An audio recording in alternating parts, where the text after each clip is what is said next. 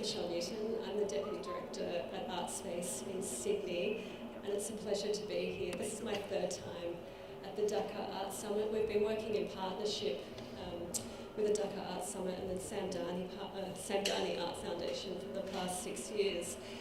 And in the first year, in 2018, we supported a co-commission with Ramesh Nithyendran. In 2020, with Taloy Havini, and this year with Daniel Boyd, who joins me on the panel as well. And if I can introduce my fellow speakers, Munem, Wasif, Bhasha, Chakrabarti, Hana, Miletic, and Kamruzzaman Shadhin, who's given me permission to call him Shadhin, thankfully. I appreciate it. Yeah. And we're here to talk about climate change and artistic process.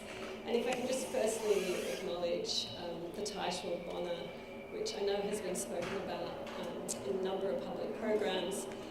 It's literally can you turn the sound up or something? I'm going to try to close the door. Oh, okay. Everyone else can hear me?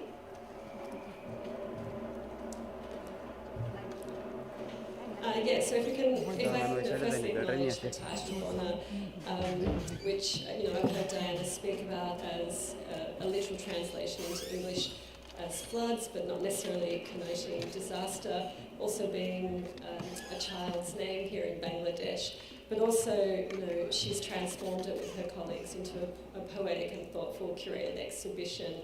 And for us, it exists as a provocation to think about climate change, which I think a number of us have kind of reacted to in a sense, and thinking about other things around the idea of climate change.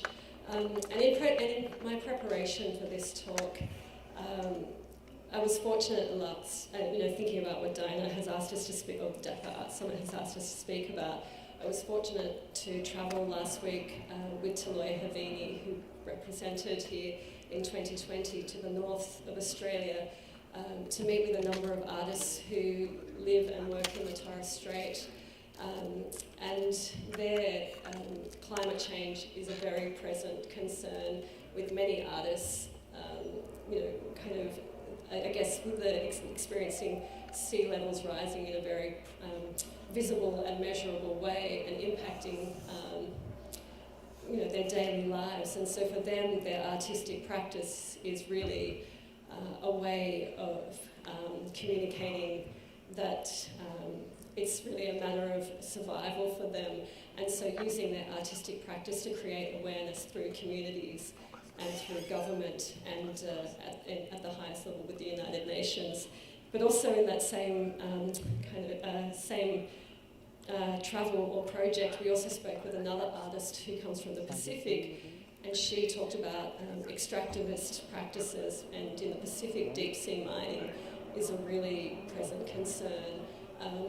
But through this particular conversation, she also talked about how you can extend that thinking of extractivism to thinking about institutions, and how as an artist you can often be treated as a resource and be instrumentalized to achieve other agendas. And it really became, I guess, a trigger for me in thinking about this particular conversation.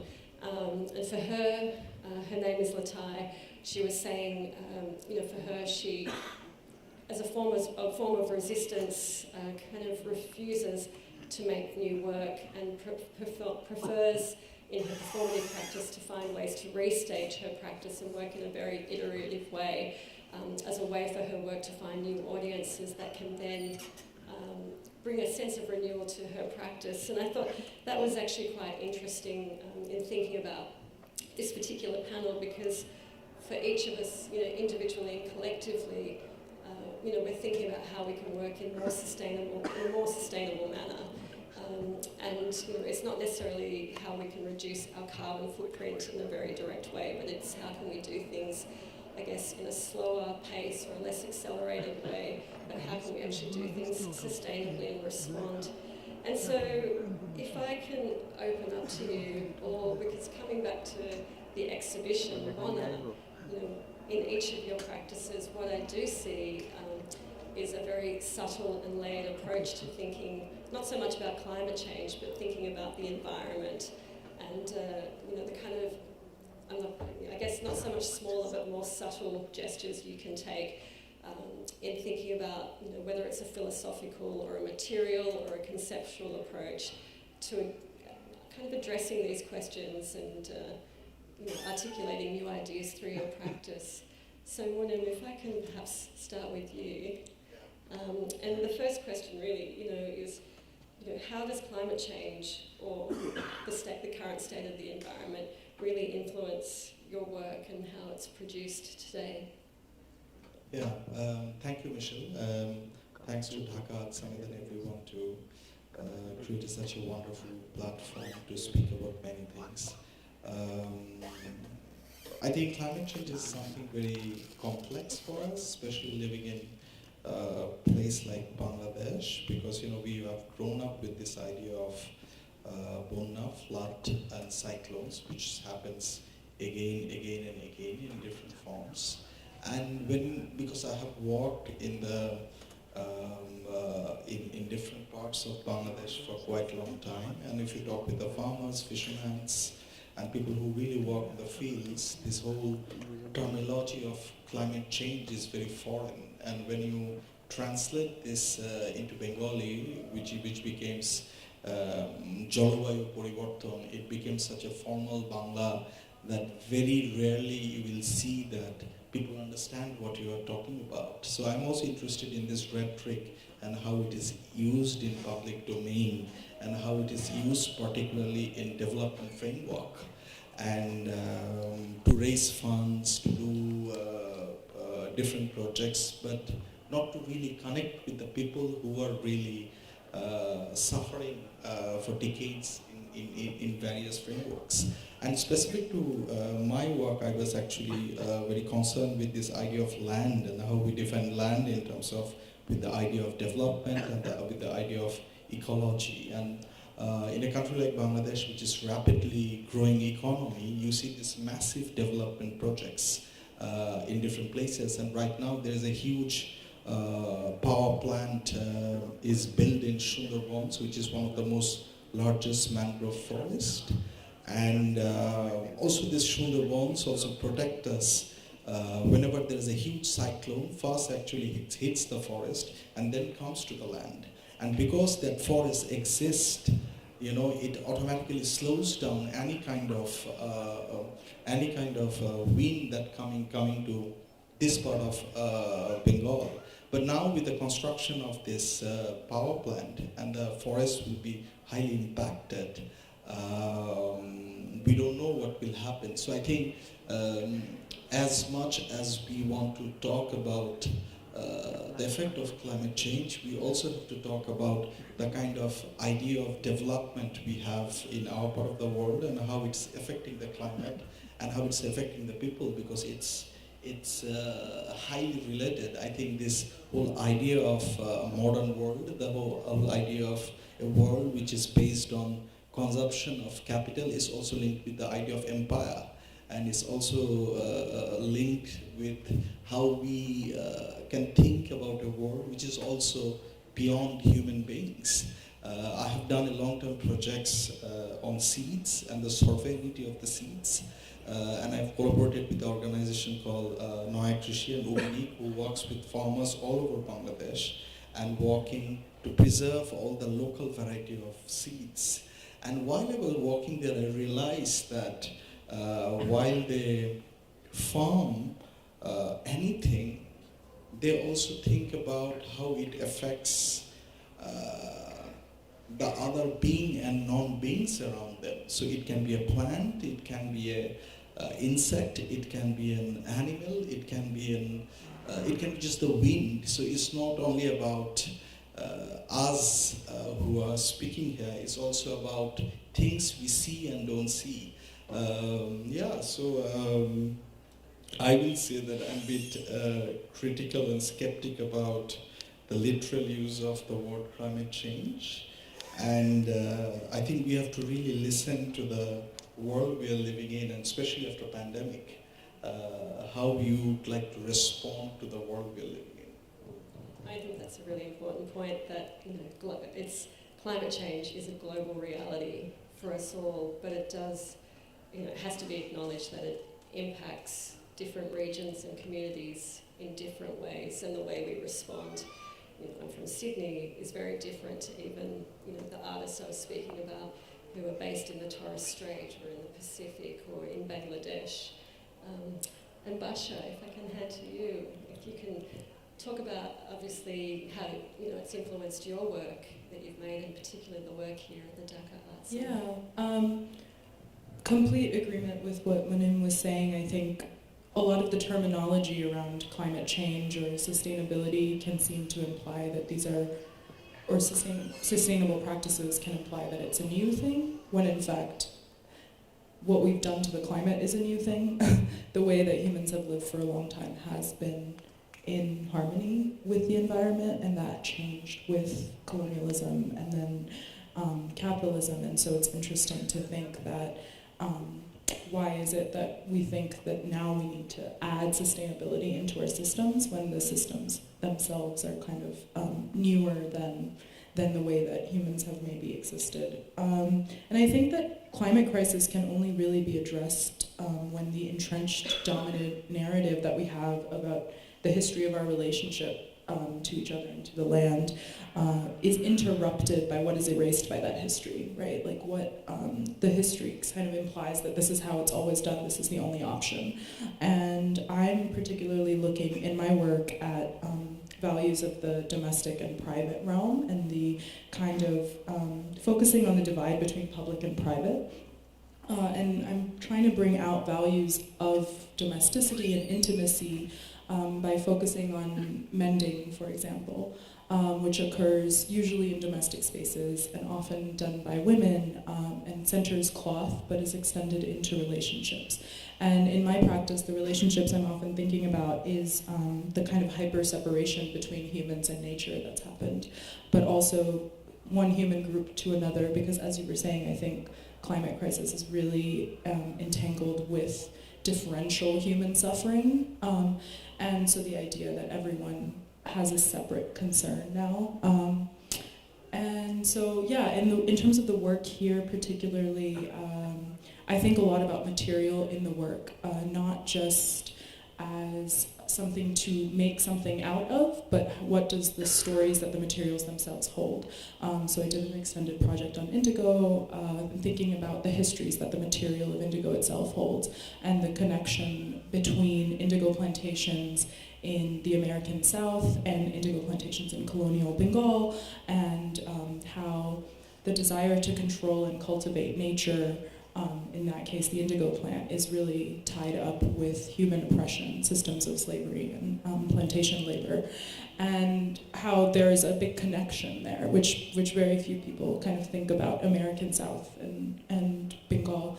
And in my work, so the material themselves holds a lot of the history and the concept of the work. I'm not illustrating something with the material, but I'm using the material itself to tell the story that the material holds.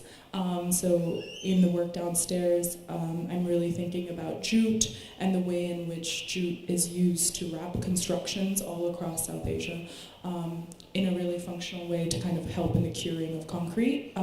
But what does it mean to kind of make it a decorative structure? Because I think the divide between the functional and the decorative is a really dubious one, and it's one that can also be paralleled kind of between the divide of what's necessary and what's excess, which is this ties back to the kind of terminology of bonno, the etymology of it coming from the word bonno, which means excess.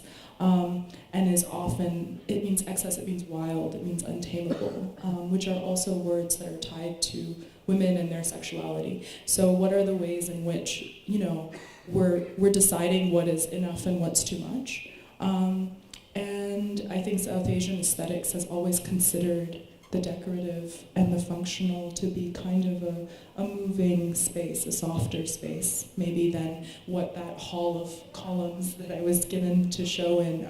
And so yeah, those are a lot of the things I was thinking about with the jute, the saris, and materially I really tried to make sure that everything was sourced here and have a plan to integrate it all back into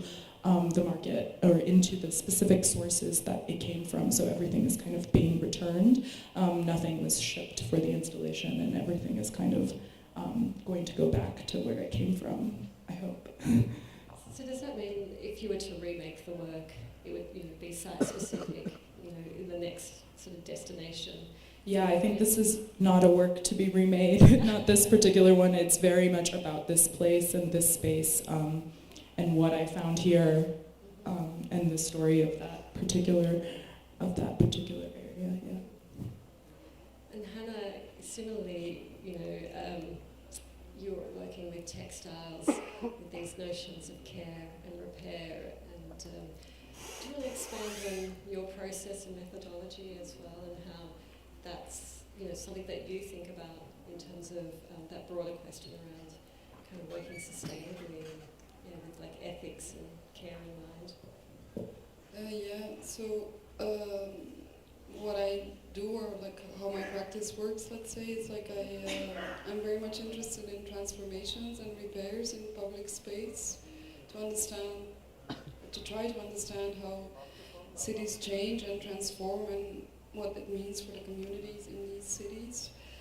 And then I photograph the repairs, and I use my photographs as drafts at the loom, and I reproduce the pieces of tape or plastic or cardboard that were holding a piece of infrastructure or architecture together while it transitions or before it dies.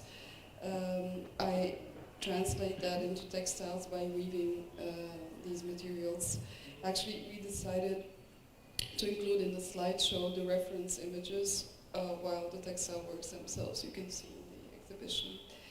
And for the works that are here, it's a kind of more specific, they come from a more specific context, let's say.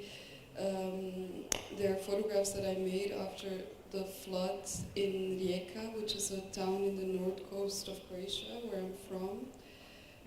I was working there on an exhibition, and the neighborhood of the museum flooded. So I went around the next morning and photographed kind of the ingenious quick fixes that, as well, the city authorities as citizens had done to keep things together. So the repairs that I found in front of a hospital, in front of a student's restaurant, in front of the train station, and also in front of the museum, which make up this quarter or neighborhood, which is called Potok, which means pond. So what was interesting about, or interesting, kind of tragically interesting about that particular flood is that, yes, this neighborhood has not flooded for very, very many years, so it's definitely a result of climate change, of rising sea levels and excessive rain. But at the same time, the neighborhood has the name Potok, which means pond. So it was also almost like a kind of gesture or way of water reclaiming space from the built environment. Or that's kind of how I also understood the situation. And so the works on view here are based on repairs from Rijeka. Now when I'm speaking, I also realize that Rijeka, the name of the city itself, means river, so that's also quite symbolic, I would say.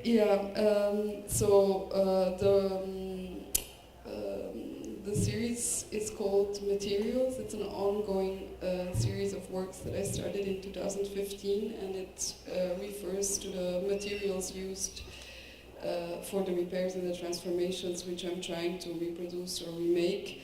But it also indicates the materials that I use to weave with, the fibers and threads that I source and collect.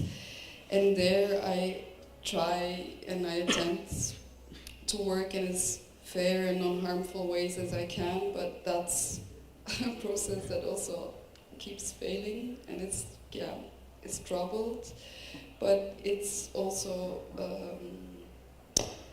a way to study and to at least try to live and work in better ways. Yeah. And in kind of my preparation, I read the interview between you and Diana in Ocular, and you talked about multi-species collaboration, and I really loved this idea, you know, as kind of a way of working. Can you talk a little bit more about that Sure. as a way of working? Yeah, I mean, I think for me weaving is also very much like a way to try to honor all the workers involved. So that would be the textile workers, but that would also be the plants, the animals, and the insects that actually give you the stuff to work with. And yeah, I come from a country where a lot of things, I was originally born in Yugoslavia, that country doesn't exist anymore. It kind of fell apart on ethnic disputes or grounds, so parts of it had actually quite similar history to Bangladesh. So yeah, there was a lot of handwork done in my family, and my maternal great-grandmother, she was a weaver, something I only discovered many, many years later while I was weaving myself. It was kind of a story that got lost through migration and war, and I always thought like she was my teacher, but I actually think the spider is the first weaver, and the lineage comes from there, and that's how I also like want to try to understand, like, I guess what I'm trying to do in this kind of relation with like the spider showing you the web, and then humans learning from that, and my maternal great-grandmother at one point also kind of transmitting that, and then I have then now the privilege to weave as well. Because you were talking about the silk and the worms and how they're boiled down, and how you're introducing different, I guess, materials to kind of create these hybrid, I guess, like threads and materials, and I really loved that idea of how it was already happening historically in, I guess, around the area in London where you were researching, but you were kind of you were actually replicating this as part of the method, as well as, again, just working in non-harmful ways. And also trying to find ways to kind of ground the works as well. I think that's also somehow important. Whenever you also go somewhere and you're not from there, just trying to understand like how, where the fibers come from and what does that mean. And Dan, I guess for you, there is an image in the slide carousel where Dan has worked in collaboration with David Ajay, who is a Ghanaian British architect, and it's this image here. Actually, it's in Sydney. It's a public artwork, and it's very much an extension or a translation of the work that you see here at the Dhaka Art Summit as well. Do you want to talk about your work and, in particular, your collaboration with David? Yeah. I guess if you can think about the kind of the surface or the threshold, it's made up of, well, I call them kind of lenses. In this instance, they're oculi. But basically, the work is about an accumulation of ways of seeing. So it's about an equity of perception. So using the kind of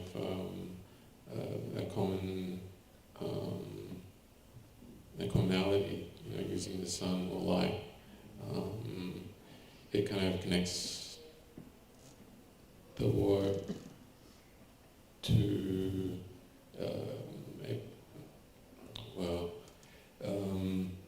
and if we think of the oculi or the circle as like a thing where at the center of it,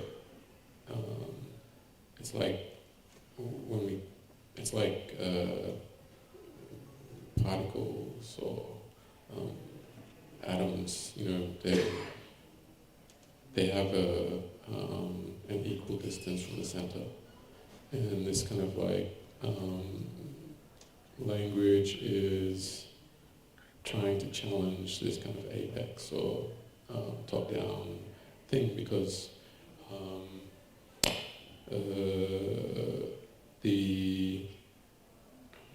like our history in Australia it's similar to here. You know, we have to contend with imperialism, or British imperialism, and Western expansion, and so this kind of skin that's able to be transported or introduced into different contexts. It's porous. It's kind of in opposition to this Western linear model. You know, it's like it tries to connect with all of these things. So like the environment that it's situated in, like, you know, the animals, the people, you know, this kind of ecosystem, and tries to acknowledge all of those associations with a particular place. So it's about the layers of someone was talking about architecture in a different way, but the strata, you know, like these layers of association with a particular place. It's about trying to acknowledge all of those things within a particular framework. So it's like, how do you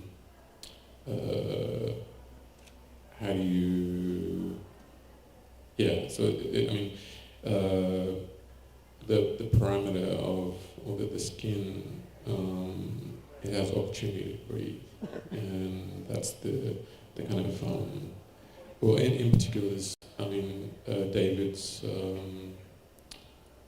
his building, it was formed by honouring, you know,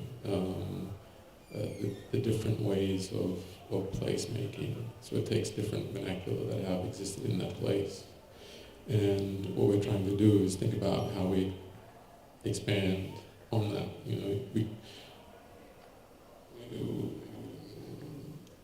so it's about thinking about the past, present, and the future in this way that's like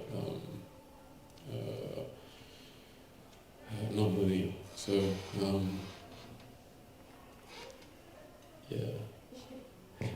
what else can I say about it? And also, I think, you know,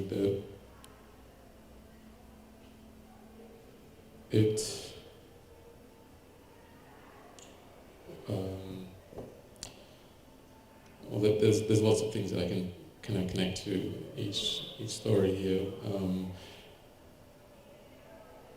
You know, thinking about capitalism and imperialism and the kind of the mess of all of that, and you know, in where I'm from, this kind of dislocation from place happened because of things like the emancipation of slaves. Like all of those practices, slavery came to the Pacific and Australia, so they set up. They gave land to people to start cotton plantations and to graze sheep. So these conflicts and this kind of understanding of a sense of responsibility to place, they were shifted in that moment. And so I think it's important to go back to those local, very accumulated relationships to a particular place, because there's an acute understanding of those traditions that are passed down. They need to be understood in a way that it can then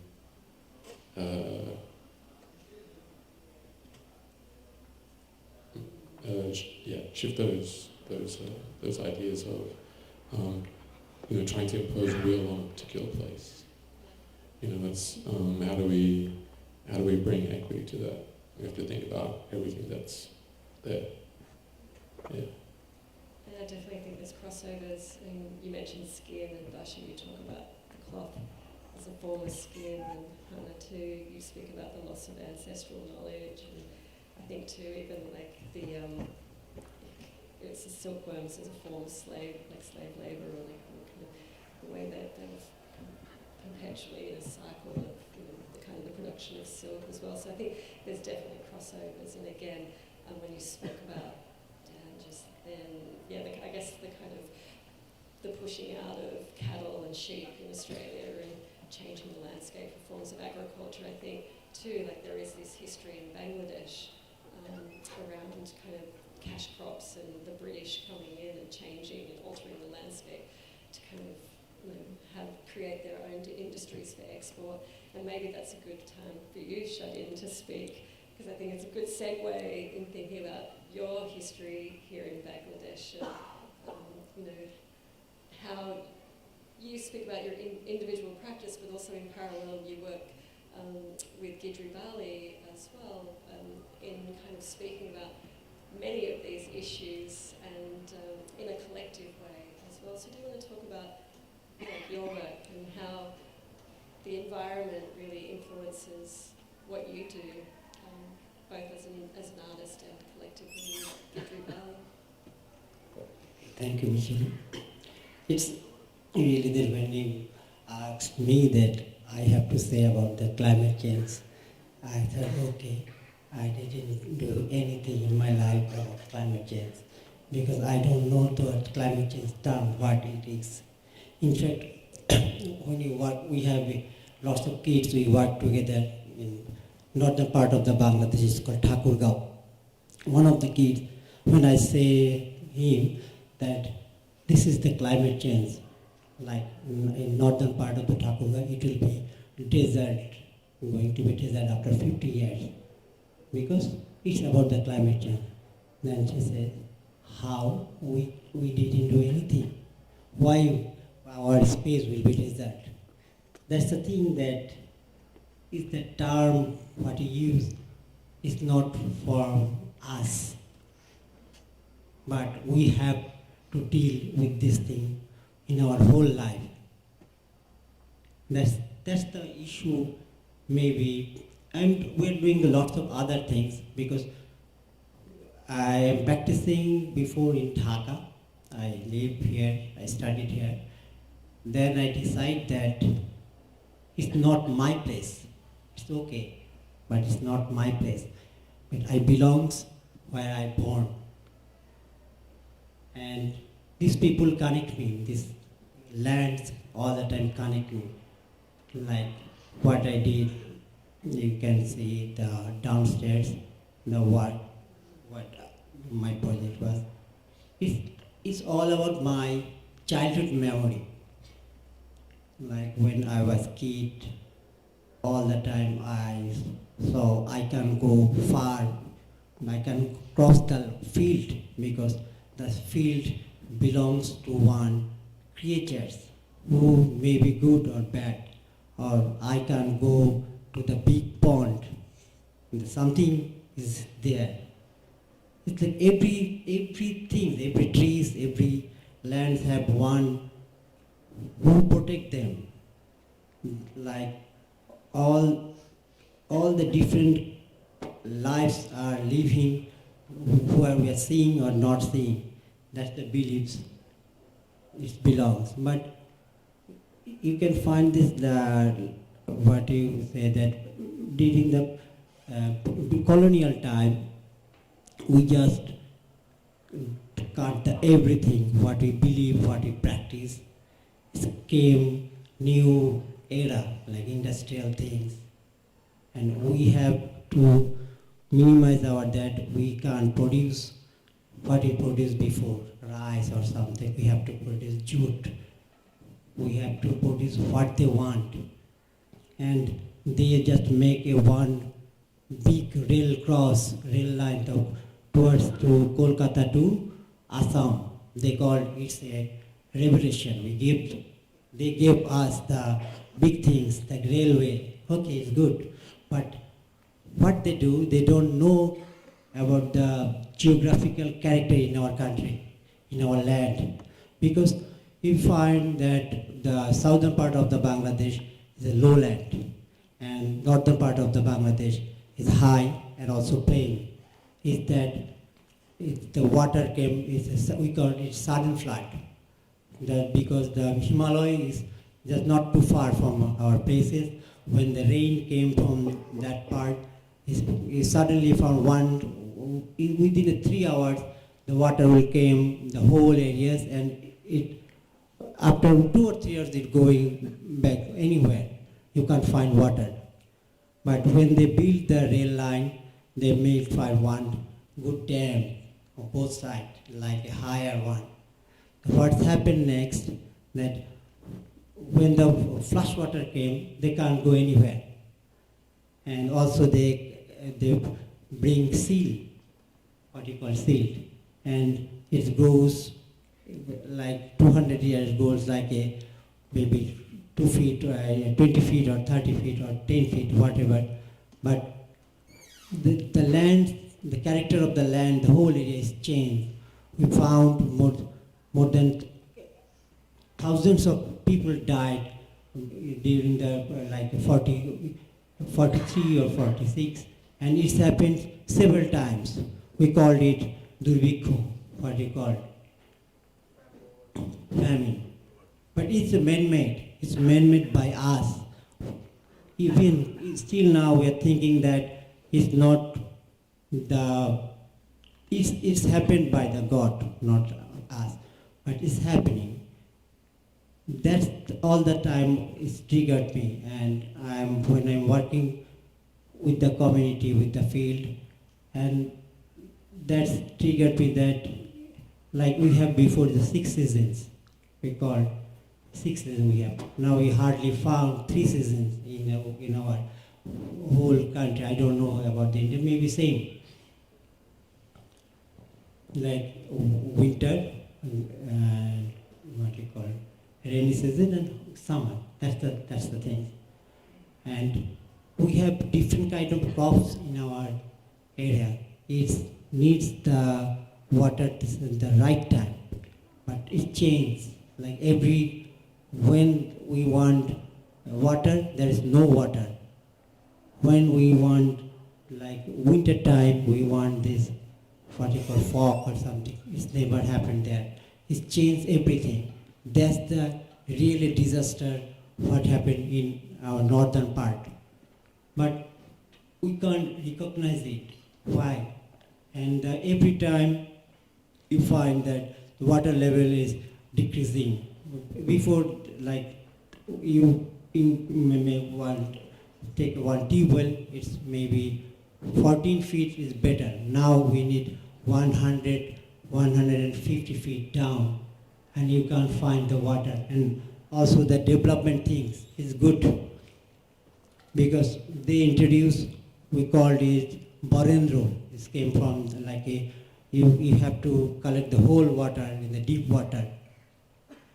Then it grows crops very well in the winter season. But what happened next? The whole land, like whole ponds, all over the northern part, still now it's the winter time, they have no water. You can't find water there because the water level is too low. That's why we are trying to say that maybe after 40 years we don't know what happened in that part. All the things I'm trying to connect in my work, and we are working with this community, with our community. And also I'm going sometimes to Sundarbans, the southern part of the country. It's totally different. What we did yesterday, we took two parallel groups, one from the southern part, from like Sundarban, one from the northern part. These two groups of kids, they just shifted the both places. They spent some time and then try to realize what the climate change is, what the different land is. That because the most main point is the both side is water. In the Sundarban, like southern part, they have lots of water, but it's salty water. but in south, northern part we don't have that kind of water. Then how can we manage these things? That's the issue we are trying to figure out here, and we want to just trying to see, focus us, not about the term. Don't say about let's do something climate change. Focus what the point is, what we need. That's we are trying to figure out. Thank you. And can I ask, the work that you do with Gidri Bali, is it, because it's such a practice that engages the entire community, and obviously the kids in your community too, do you feel that the work you're doing is reaching kind of broad, outside of the place where you live? Do people have a sense of the work and what you're trying to communicate in what's happening in your region through the work that you do with them? Yes, now I can say yes, because I'm working with this community more than 20 years. Before, 20 years before when I was there, everyone just laughing that they said, it's Bhandari, they call me Bhandari. Bhandari is a different beliefs, they don't have anything, they just see and laugh and sing. That's the thing they do. That's this trying to call me. After 20 years, it's changed.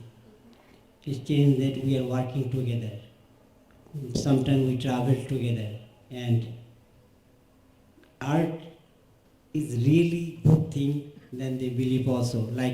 20 years before I am trying, we have a trees which came from, maybe it came from the Australia. It's called eucalyptus. It's a good development. It came from the good way, yeah. And they put it the whole country, especially in northern zone, because they don't have we don't have the trees. But you know about the eucalyptus, it grabs the whole water more than 30 feet down, and also it's carried some scabies or something. Maybe it's not it's good for the Australia, we don't know, but it's very bad for us. And I'm trying to say with the performance and something, so just you can say straight, don't put this tree near your house or something. It's about performance. It's like a performance that we are gathering the whole indigenous people with us. They have a good performer team. Every time when I'm trying to do something, I just mix them collaboratively. I know before they don't want to do it and they don't want to understand. If they spend some time with me and we can share our knowledge, it will be changed. Like it started 20 years before.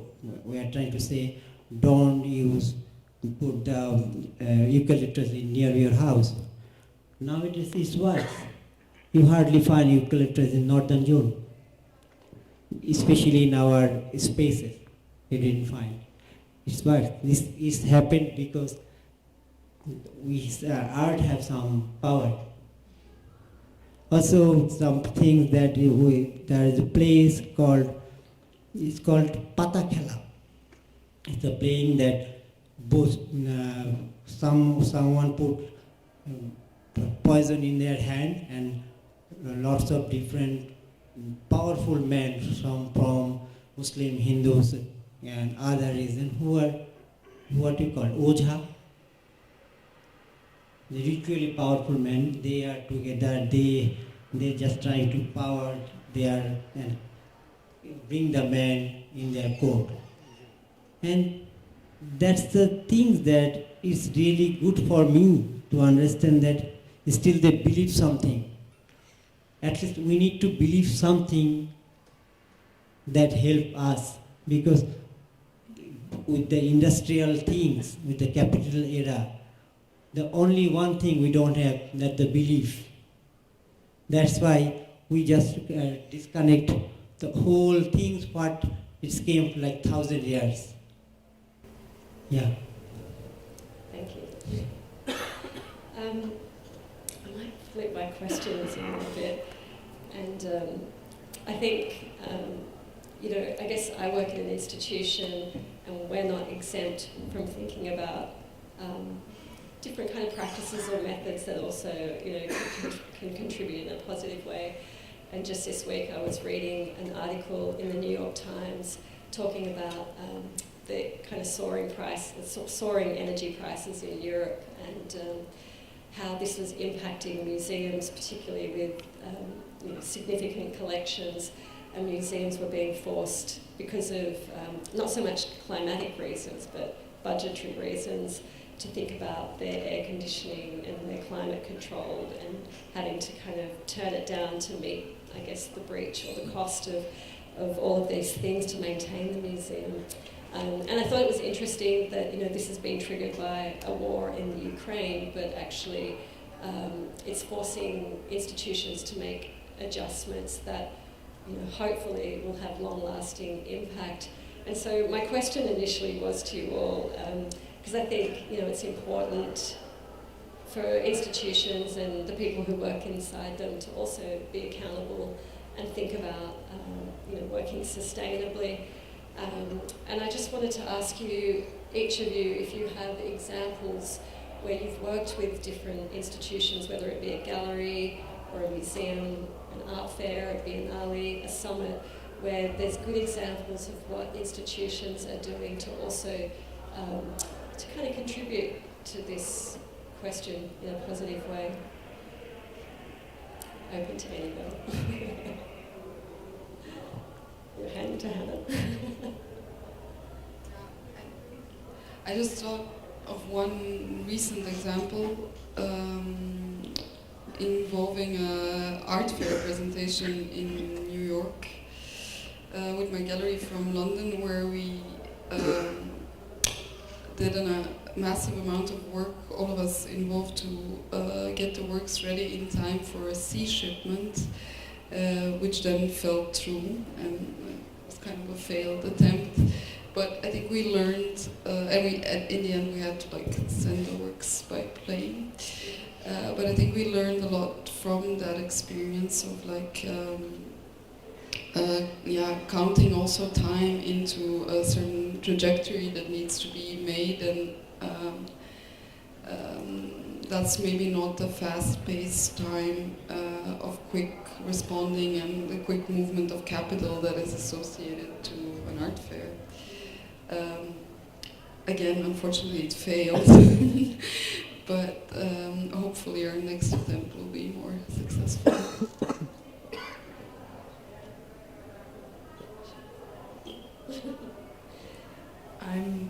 I'm like, this is my first time showing a work at any sort of public forum outside of the gallery spaces, so I'm the least qualified to answer this question. But I don't know, I have questions about whether that's the right,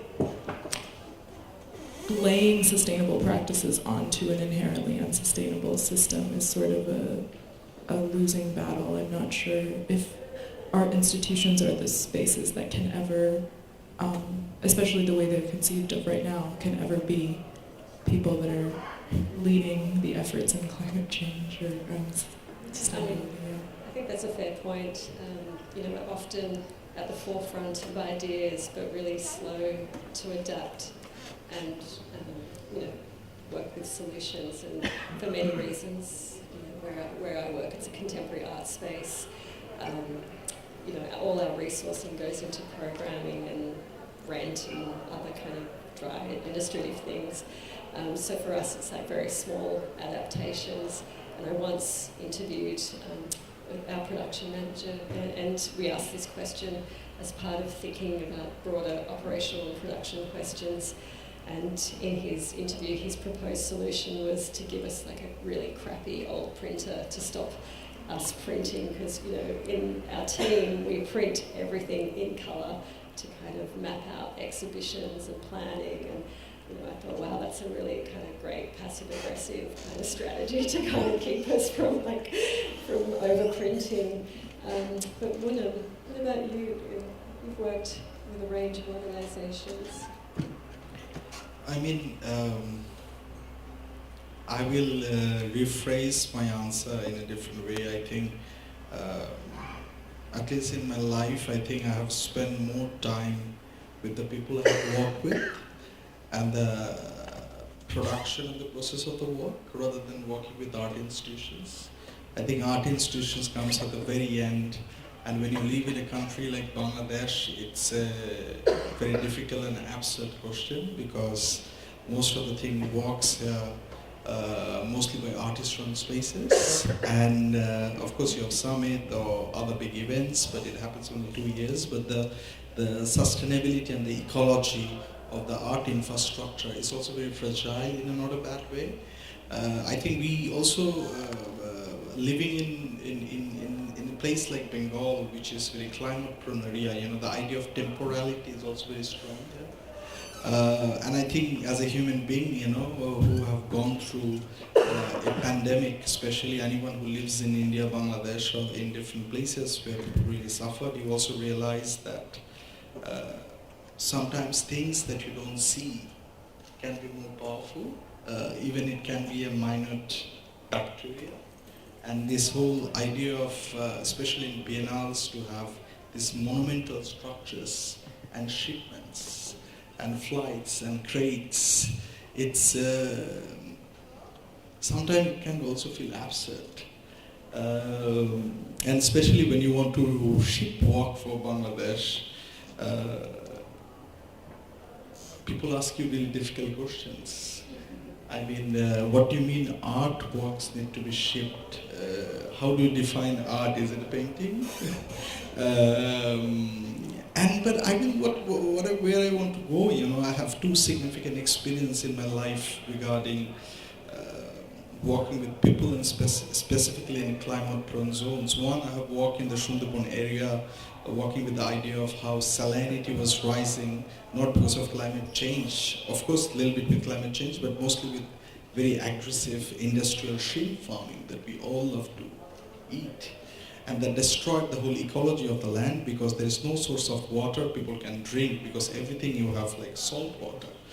And then the cyclone Cedar happened, and all the places in Sundarban where you have sweet water, where the tiger used to go and drink, were gone with the cyclone because everything was contaminated with salt water.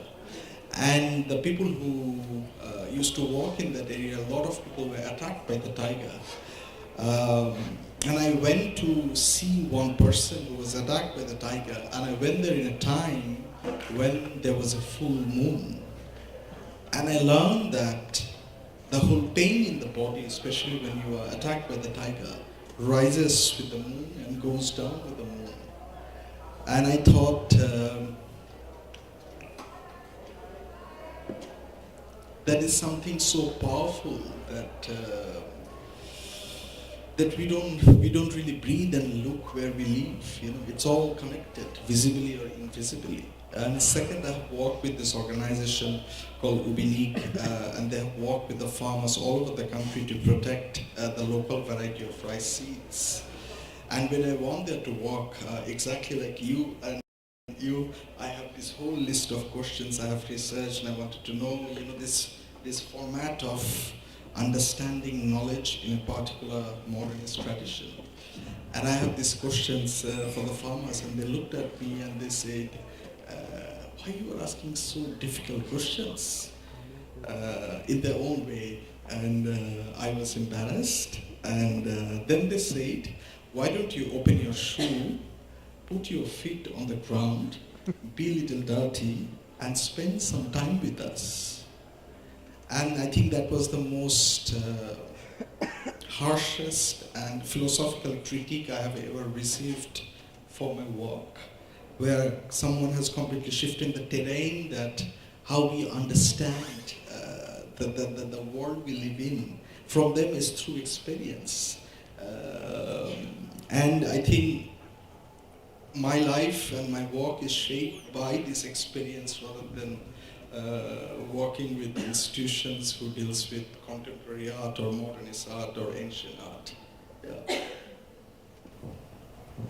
I think that idea of when you said, putting your feet on the ground, just made me think about Dan and too about, you were saying it's not top down, or I can't remember the other word you used, but it is, it's more of a horizontal way of kind of learning or sharing knowledge or kind of finding your way in the world rather than, kind of bringing other people with you or going on, with learning from other people and taking that path with them. I can't quite articulate it, but I think there's something, quite resonant between what you were both saying. Are you going to add something, Dan? No, you just took the mic.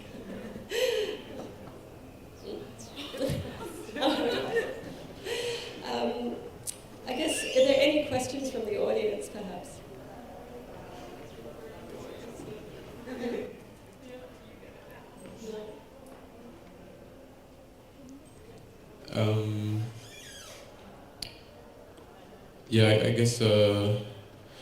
I guess connecting to place or understanding your responsibility for a place has kind of been lost in a way, and I think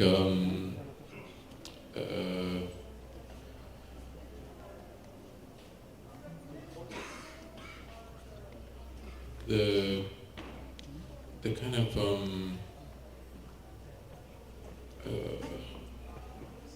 we have where I'm from in Australia, we have this pine tree. So it's called a bunya, and it's from a particular place around Brisbane area, and before the settler colony, there was a gathering of all these groups from hundreds of kilometers, and they would come to meet in this one particular place. And the bunya has this nut, and it's about the size of a human head, and the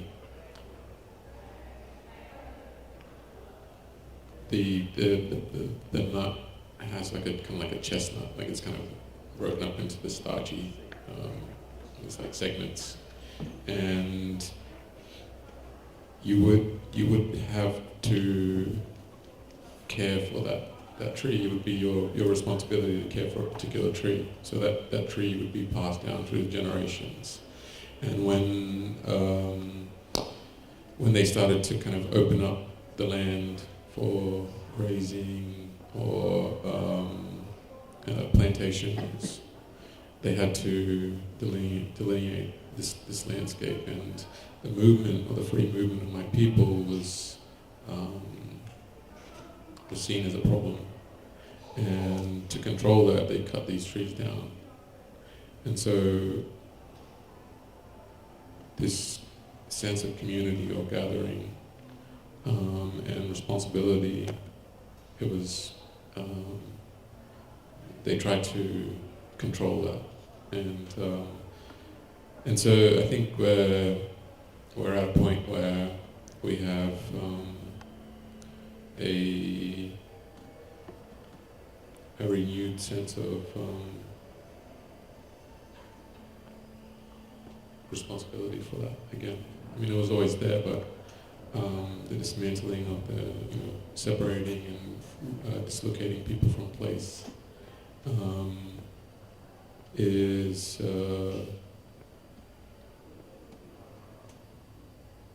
something that we're trying to make sense of again.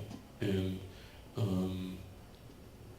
I don't know what I was saying with that, but I think the idea of this particular gathering or responsibility for a particular tree, those little things are important to trying to shift or think about the framework differently, so that we're not trying to control things, that they're allowed to be, and hopefully I found a bunya in Botanic Garden in Sydney, and I found a nut that had fallen from the tree. They usually cut them down, but that bunya tree came from there, and they've been dispersed around the world, and so I'm trying to regrow this tree, and to try to reinstate those traditions that were dismantled by colonial rule. So these little actions, they might be not as important to everyone, but I think if we think about our connection to place on an individual level or at a local level, then those responsibilities will in turn kind of hopefully make amends. And I think that's probably a good place to kind of wrap up our conversation, because in everything you've all been talking about, it's clear that like land, place, and the environment really, like thinking about these ideas underpin each of your work. There's this kind of sense of loss of ancestral knowledge across each of you as well, but also a sense of optimism and speculative, kind of thinking about speculative futures as well. And whilst you were speaking, Dan, I was like, wow, okay, like this is actually the answer to the question that I just asked you all then about, the responsibility of the institution, because I do think, myself as a curator and, working with an institution, we truly aren't exempt from these questions, and we need to be thinking about it. And to your point, Bhasha, like a lot of these kind of direct actions are potentially unsustainable. Like where I work is an old building, you just can't control anything. The roof used to leak, we have no aircon, it's like all of these things. It's a really old building that we're constantly trying to repair. But I think it's what you just said, Dan, about thinking like taking care of the nut is really the role of the institution, is kind of taking care of these ideas that you're all speaking to around land, place, and the environment. And our role as an institution is to find ways to kind of reframe the stories or the ideas or the narratives that you're each speaking about as a way to communicate. And, I think I know these answers, like I know what the role of the institution is, and kind of posing these questions and listening to you all, I was like, oh, that's actually our role, is to, again, to really amplify artist voices who are dealing or experiencing with, these issues in a very different way, in a different context, and our role is to kind of share the stories. So I think if we end on that note, I thank you all for joining me today. And we didn't give them a roll. Thank you.